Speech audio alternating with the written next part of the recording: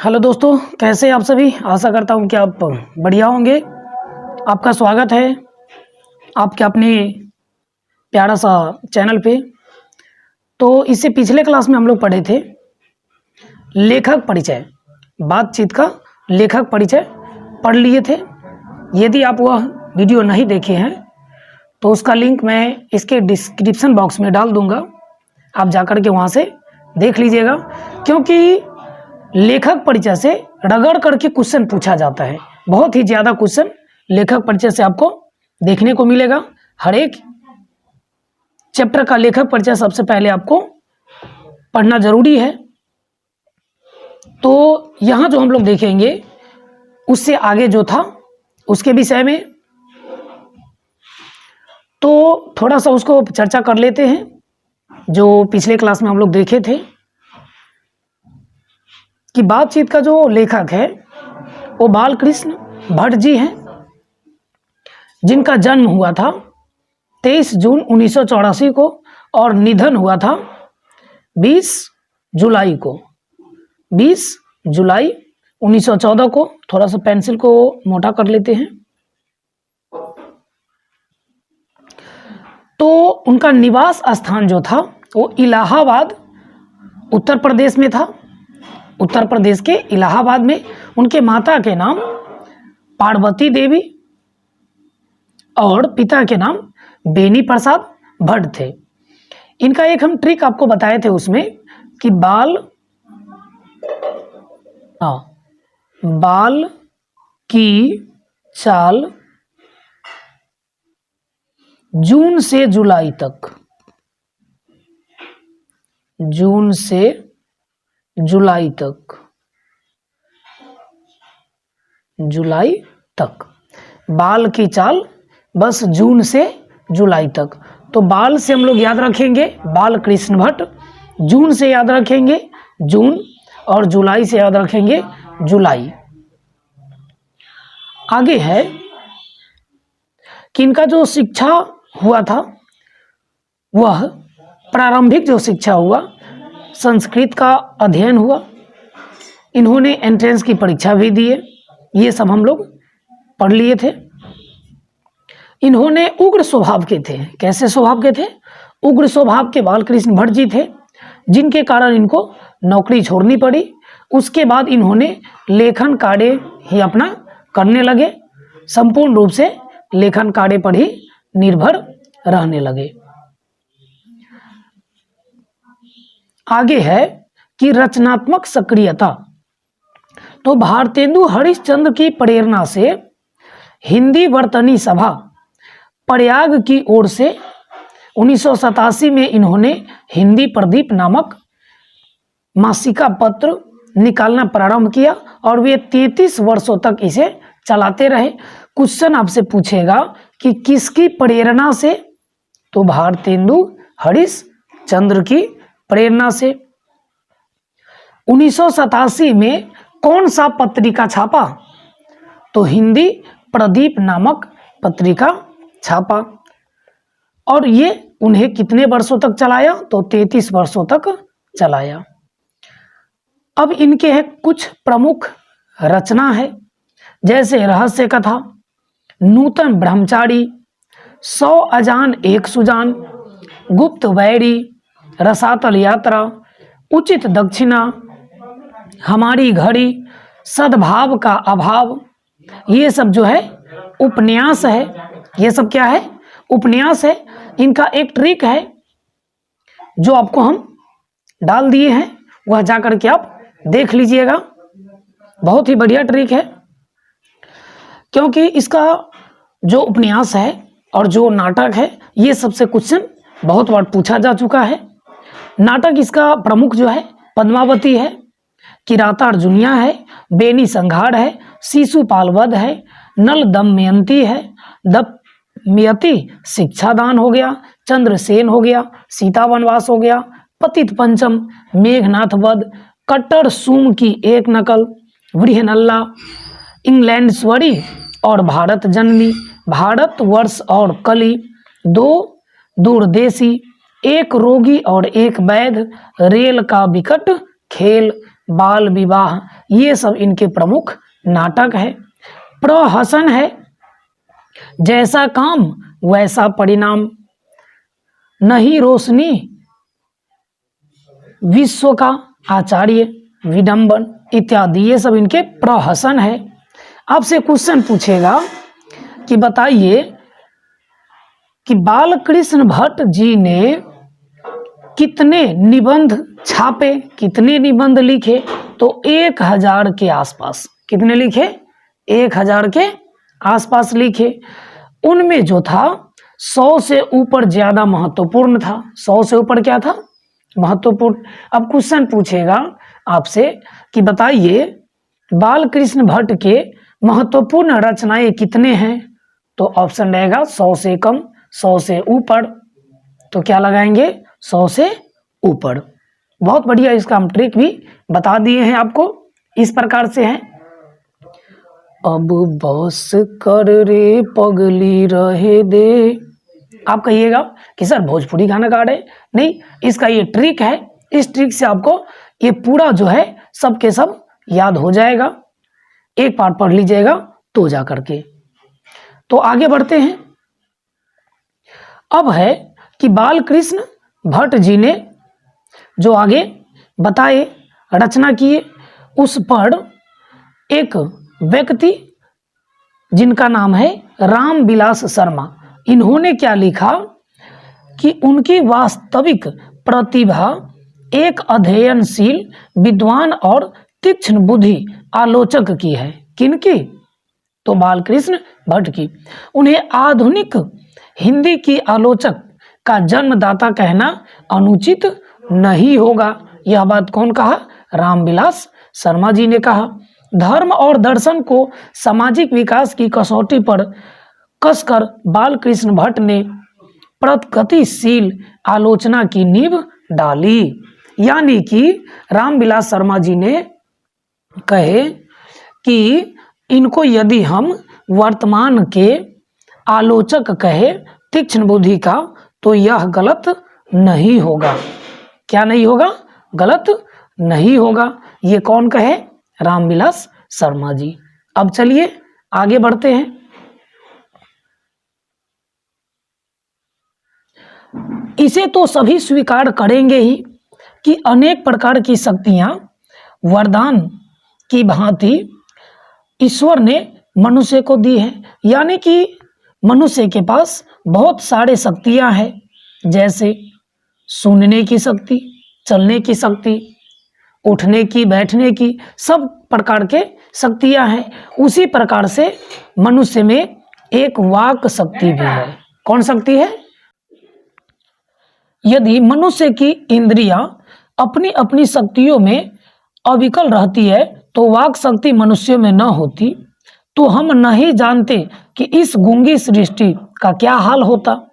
यानी कि यदि हम में वाक शक्ति नहीं होती, बोलने की कला नहीं होती, तो हम लोग कोई भी चीज एक दूसरे से शेयर कैसे करते? गूंगी हो जाते। क्या हो जाते? गूंगी हो जाते। कुछ सुख दुख का अनुभव अपनी सब लोग लुंज पुंज से हो मानो कोने में बैठा दिए गए होते। जो कुछ सुख दुख का अनुभव हम अपनी दूसरी इंद्रियों के द्वारा करते, उसे अवाक होने के कारण आपस में एक दूसरे से कुछ न कह सुन सकते।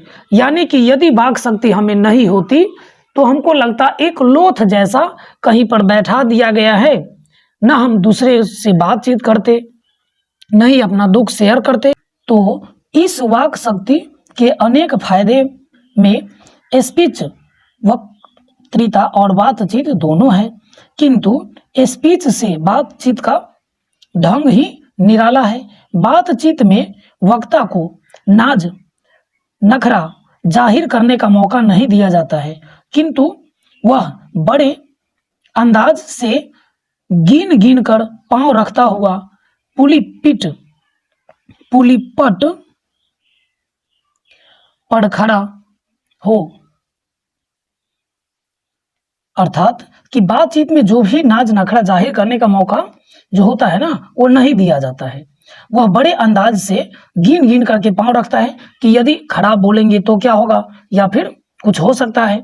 और पुण्य वाहन या नांदी पाठ की भांति घड़ियों तक साहबान, मजलिस, चेयरमैन, लेडीज एंड जेंटिलमैन की बहुत सी स्तुति करावे और तब किसी तरह वक्तृता का आरंभ करे जहां कोई मर्म या नोक झोंक चुटीली बातें वक्ता महाशय के मुख से निकलती कि ताली ध्वनि से कमरा गूंज उठा। यानी कि जब बातचीत करे तो कोई भी व्यक्ति या नोक झोंक जैसा शब्द निकल जाता है तो ताली से पूरा कमरा गूंज उठता है। इसलिए वक्ता को खामखा ढूंढ करके कोई ऐसा मौका अपनी वक्तृता में लाना ही पड़ता है जिससे कि करतल ध्वनि अवश्य हो, यानी कि बोलने से ध्वनि का निर्माण जरूर होना चाहिए। वही हमारी साधारण बातचीत का कुछ ऐसा घरेलू ढंग है, उसमें न करतल ध्वनि का कोई मौका है न लोगों को कहे उड़ाने की कोई बात ही रहती है। हम दोनों प्रेम पूर्वक संलाप कर रहे हैं, कोई चुटीली बात आ गई हंस पड़े, यानी कि कोई भी बात आ जाए तो उसमें मुस्कुरा दिए, ये बात करने का ढंग है। मुस्कुराहट से ओठों का केवल फड़क उठना ही इस हंसी का अंतिम शोभा है। स्पीच का उद्देश्य सुनने वालों के मन में जो जोश और उत्साह पैदा कर देना ही बातचीत का एक ढंग है। घरेलू बातचीत मन रमाने का ढंग है, उसमें स्पीच की वह संजीदगी बेकदर हो धक्के ही खाती फिरती है। जहां आदमी अपनी जिंदगी मजेदार बनाने के लिए खाने पीने, चलने फिरने आदि की जरूरत करते हैं, जहां बातचीत की भी उसको अत्यंत आवश्यकता है। यानी कि व्यक्ति अपने जीवन जीने के लिए खाने पीने, चलने फिरने की जो भी जरूरत है, उसी प्रकार से एक उनका जरूरत है क्या चीज? बातचीत करना। बातचीत भी एक जरूरी ही है। जो कुछ मवाद या धुआं जमा रहता है वह बातचीत के जरिए भाप बनकर के बाहर निकल जाता है, चित्त हल्का हो जाता है, मन आनंद हो जाता है। यानी कि जो भी अपने अंदर सुख दुख रहता है, जो भी दुख छुपा हुआ रहता है, बात करने के बाद क्या होता है कि दूसरे के सामने वे प्रकट करते हैं तो थोड़ा सा मन क्या हो जाता है? हल्का हो जाता है। बातचीत का भी खास तरह के मजा तब होता है जिनको बातचीत करने की लत पड़ जाती है, वे इसके पीछे खाना पीना भी छोड़ करके बैठ जाते हैं। अपना बड़ा हर्ज कर देने उन्हें पसंद आता है, पर वे बातचीत का मजा नहीं खोना चाहते। रॉबिन्सन क्रूसो का किस्सा बहुत लोगों ने पढ़ा ही होगा। वर्ष तक मनुष्य मुख देखने को भी नहीं मिला। कुत्ता, बिल्ली आदि जानवरों के बीच 16 वर्ष के उपरांत उसने फ्राइडे के मुख से एक बात सुनी, यद्यपि उसे अपनी जंगली बोली में ही, पर उस समय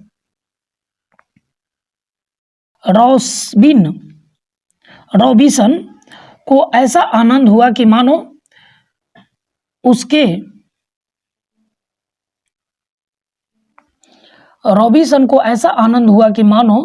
उसके नए सिरे से फिर से आदमी का चोला पाया है।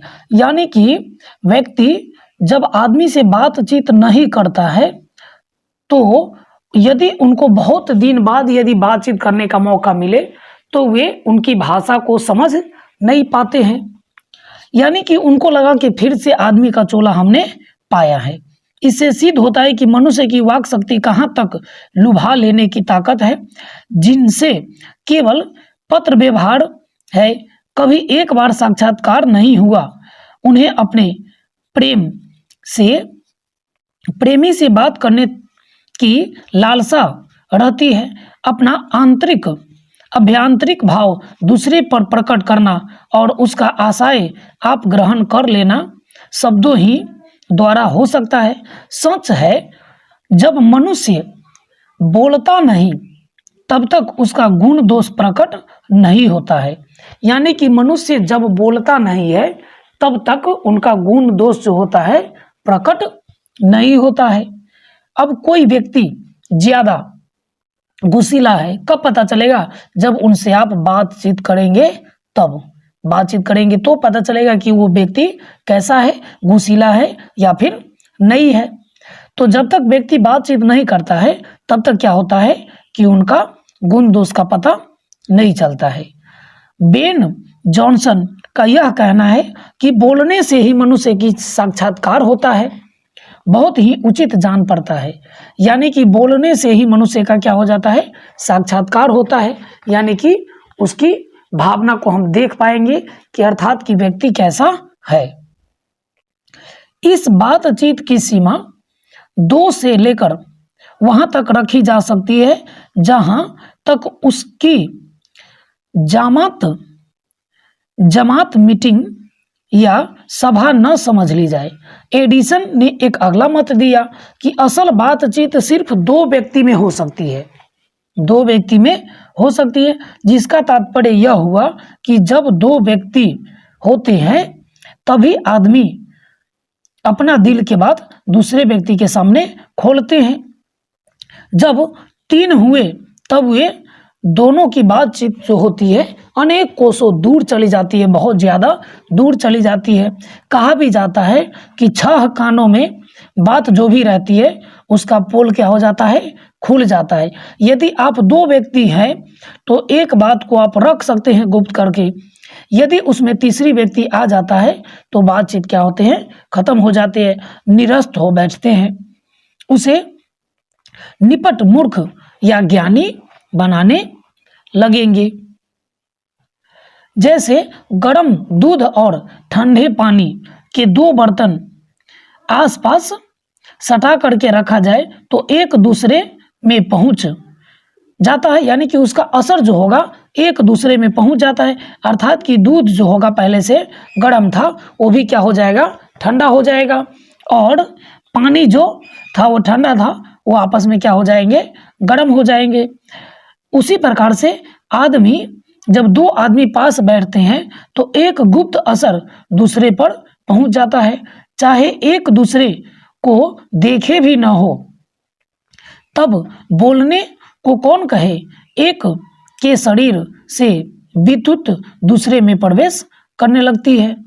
जब पास बैठे से इतना असर होता है तब बातचीत से कितना असर होगा इसको तो जानते ही होंगे। अरस्तु ने कहा कि अब इस बात को 3 आदमियों के साथ देखना चाहिए। कितने आदमी के साथ देखना चाहिए? 3 आदमी के साथ देखना चाहिए। मानो कि एक त्रिकोण बन जाता है। क्या बन जाता है? त्रिकोण बन जाता है। तीनों जो कोण है त्रिकोण में, 3 जो ये कोण है उस पर जो बताया गया कि तीनों की मनोवृत्ति का प्रसरण मानो कि त्रिकोण रेखा हो जाती है। गुपचुप असर उन तीनों में परस्पर ही होता रहता है। जो बात 3 में की गई हो मानो वह अंगूठी में नग की जड़ जाती है। जब उपरांत वे 4 आदमी में जाते हैं तो बेतलुका जो होते हैं, खाली स्थान नहीं रह पाता है। खुले ने बातें न होगी, यानी कि खुल के बातें नहीं होती है।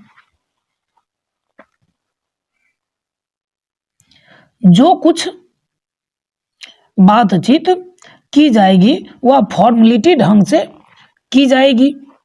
यानी कि 4 से अधिक व्यक्ति जो होते हैं तो उस व्यक्ति को बातचीत को हम लोग राम रमौगल कहते हैं। क्या कहते हैं? राम रमौगल। यानी कि जो ठेठी में कहावत है कि राम रमौगल करते हैं, यानी कि कोई बातचीत का जड़ का मसला नहीं होता है, आपस में सीधा बातचीत कर रहे हैं, उसका कोई तात्पर्य नहीं है। उसे हम लोग संलाप नहीं कह सकते, यानी कि बातचीत का ढंग नहीं कह सकते। इस बातचीत के अनेक भेद भी होते हैं। 2 बूढ़ों बातचीत जो करते हैं उनके जमाने में शिकायत पर हुआ करती थी। वे बाबा आदम के समय ऐसी दास्तान शुरू करते हैं जिसमें 4 सच और 10 झूठ होते हैं। एक बार बातचीत का घोड़ा छूट जाना चाहिए, पहाड़ों बीत जाने पर भी अंत नहीं होता है। यानी कि यदि व्यक्ति बैठे हुए हैं और बातचीत किसी विषय पर छिड़ जाती है तो जब तक पहाड़ न बीते तब तक पता ही नहीं चलता है कि आखिर में टाइम कैसे बीत गया। प्रायः अंग्रेजी राज्य परम देश पुराने समय की रीति अनुमोदन और इस समय की भांति लायक नौजवानों की निंदा उनकी बातचीत का मुख्य प्रकरण ही होगा। पढ़े लिखे लोग तो शेक्सपियर, मिल्टन, मिल ये सब जो है वो नचा करेंगे।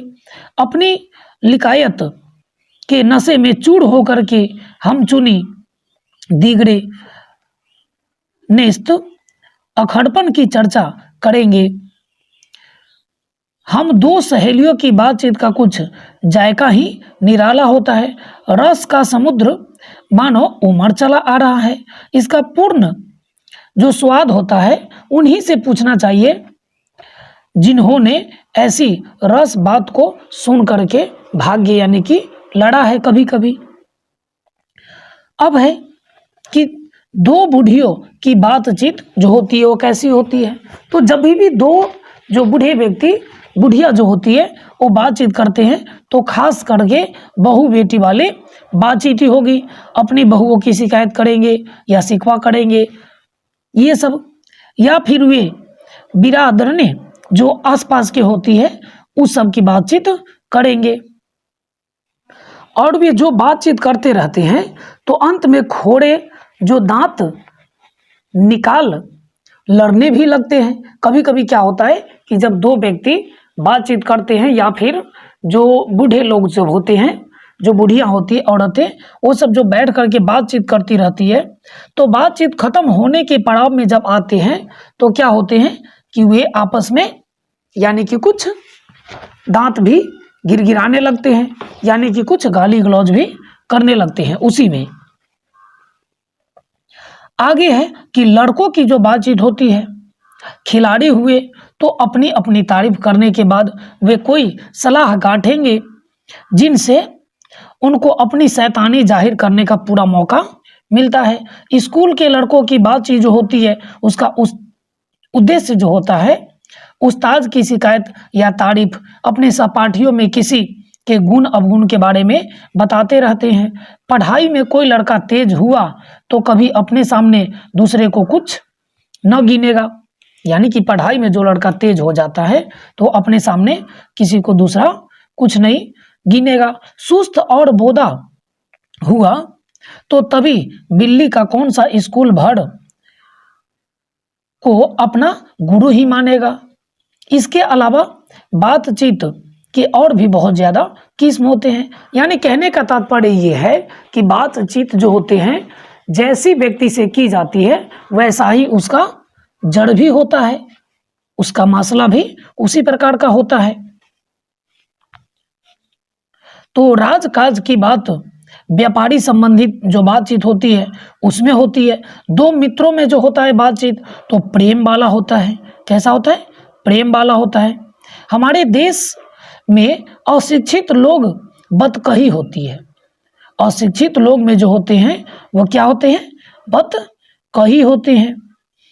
लड़की लड़के वाले की ओर से एक एक आदमी बीच वही हो करके दोनों विवाह संबंध अपना बातचीत करते रहते हैं। ये उनके बातचीत हो गए। उस दिन से बिरादरी वालों को जाहिर कर दिया जाता है अमुक लड़की अमुक लड़के के साथ विवाह पक्का हो गया, और यह रस्म बड़े उत्सव के साथ दी जाती है। चंडू खाने वाले की जो बातचीत होती है वो निराली होती है। निदान करने की जो बात होती है उसका ढंग ही अलग होता है, उसका ढंग और प्रकार दोनों ही अलग होता है। यूरोप के लोगों में बात करने की जो होती है ना एक अलग हुनर होती है। यूरोप के लोगों में बात करने की एक अलग हुनर होती है जिसे हम लोग कहते हैं art of conversation. Art of conversation. आपसे क्वेश्चन पूछेगा कि आर्ट ऑफ कन्वर्सेशन क्या है, तो यूरोप के लोगों में बात करने का जो हुनर होता है उसे क्या कहा जाता है? Art of conversation. क्या कहा जाता है? Art of conversation. तो आर्ट ऑफ कन्वर्सेशन यहां तक बढ़ गया कि स्पीच और लेख दोनों ही इसे नहीं पाते। इसकी पूर्ण शोभा काव्य कला प्रवीण विद्वान मंडली में से है। ऐसे चतुराई के प्रसंग छेड़े जाते हैं जिन्हें सुनने के बाद जो होती है बहुत ज्यादा सुख मिलता है। क्या मिलता है? बहुत ज्यादा सुख मिलता है। सुहृदय जो होती है वो गोष्ठी जो होती है इसी नाम में है। सुहृदय गोष्ठी की बातचीत की यह तारीफ की बात करने वाले की लियाकत अथवा पंडिताई या अभिमान या कपट कहीं एक बात में भी प्रकट न हो, वरन क्रम से रसाभास पैदा करने वाले शब्द बकरते हुए चतुर सयाने अपनी बातचीत को रसर रखते हैं। कहने का तात्पर्य है कि यदि कोई व्यक्ति जो होते हैं वह लियाकत अथवा पंडिताइन या अभिमान करने लगते हैं तो वह कपटी हो जाते हैं। इस प्रकार से वह रस हमारे आधुनिक शुष्क पंडित की बातचीत में जिसे शास्त्र कहते हैं, क्या कहते हैं? शास्त्र कहते हैं, कभी आवेगा ही नहीं। मुर्ग और बटेर की जो लड़ाई होती है, झपटा झपटी होती है, उसके समान उनकी नीरस कांव कांव में सरस संलाप की चर्चा करने वाला ही व्यर्थ होता है, चलाना ही व्यर्थ होता है। वरन कपट और एक दूसरे को अपने पांडित्य के प्रकाश से बाद में भी परास्त करने का संघर्ष आदि राभादास सामग्री वहाँ बहुयात के साथ आपको मिलेगी। घंटे भर कांव कांव तक करते रहेंगे और कुछ भी नहीं होता है। बड़ी बड़ी कंपनी और कारखाने आदि बड़े से बड़े काम इसी तरह पहले 2-4 दिल्ली दोस्तों से बातचीत शुरू करके किए गए हैं। उपरांत बढ़ते बढ़ते यहाँ तक बढ़े कि उसमें हजारों आदमी चले आते हैं और जीविका चलने लगती है।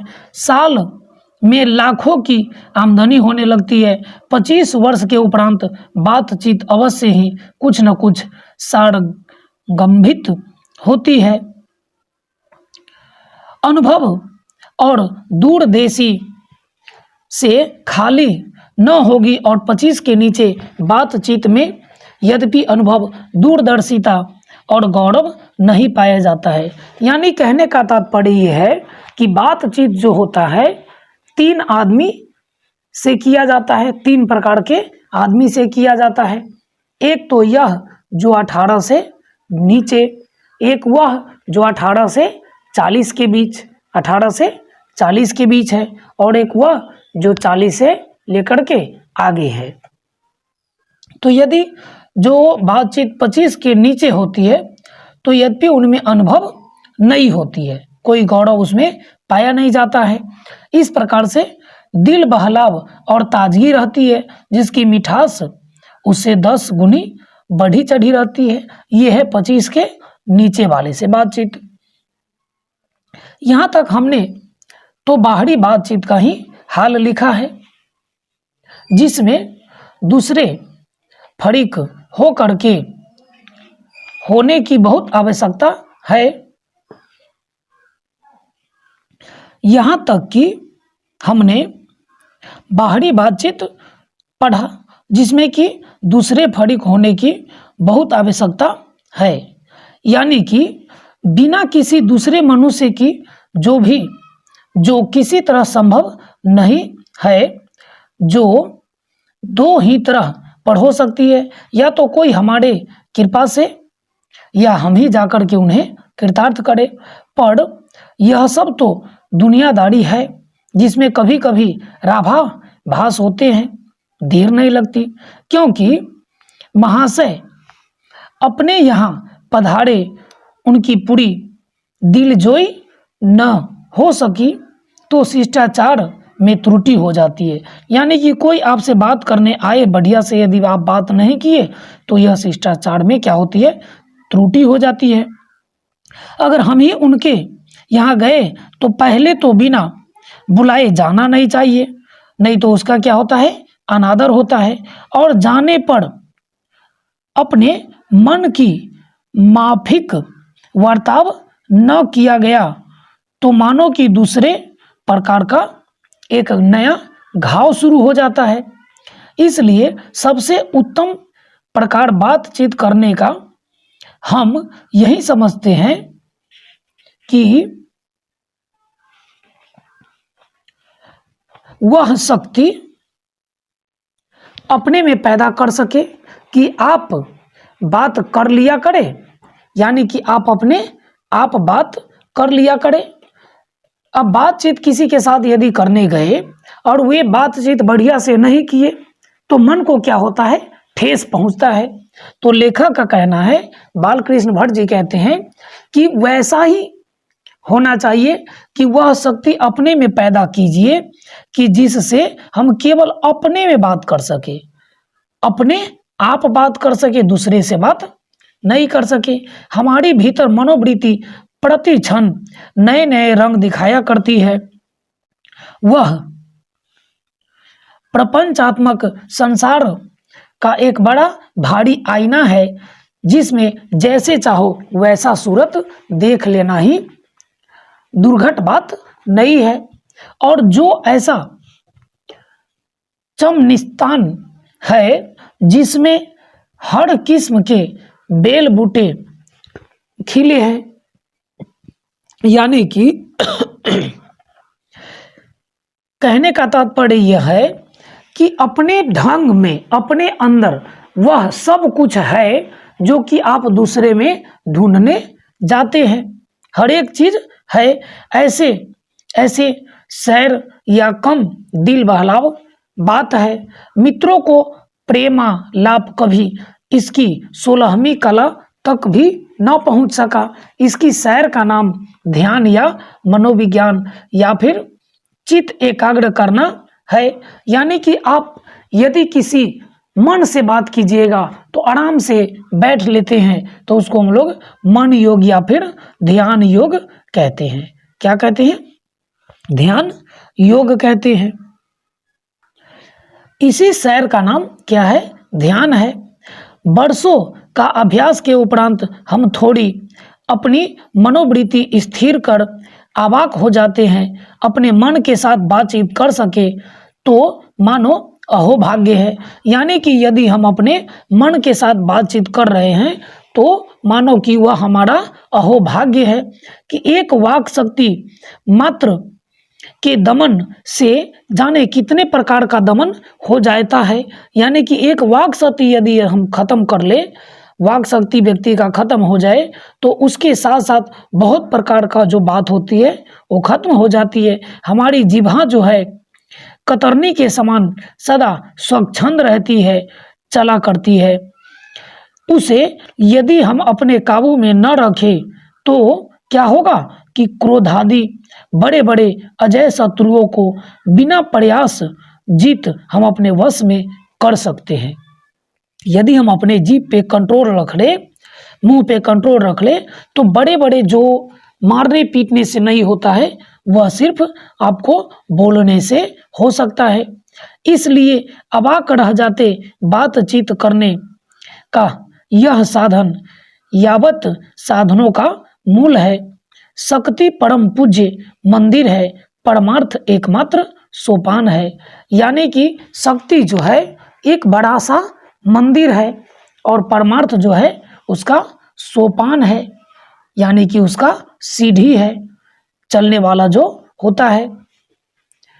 तो अभी हम लोगों ने देखा इस चैप्टर को। अब आगे देखेंगे कि इसमें से जो क्वेश्चन आंसर पूछा जाता है उसके विषय में। तो पहला क्वेश्चन जो है कि अगर हमें वाक शक्ति न होती तो क्या होता? यदि हमें वाक शक्ति नहीं होती तो क्या होता? बातचीत के संबंध में जॉनसन ने क्या कहा, एडिसन ने क्या कहा, आर्ट ऑफ कन्वर्सेशन क्या है, ये कई बार क्वेश्चन पूछ चुका है। तो ये क्वेश्चन जो भी है सारा के सारा आप एक बार रट लीजिएगा, पीडीएफ इसका आपको हम दे देंगे। तो मिलेंगे अगले क्लास में, तब तक के लिए जय हिंद।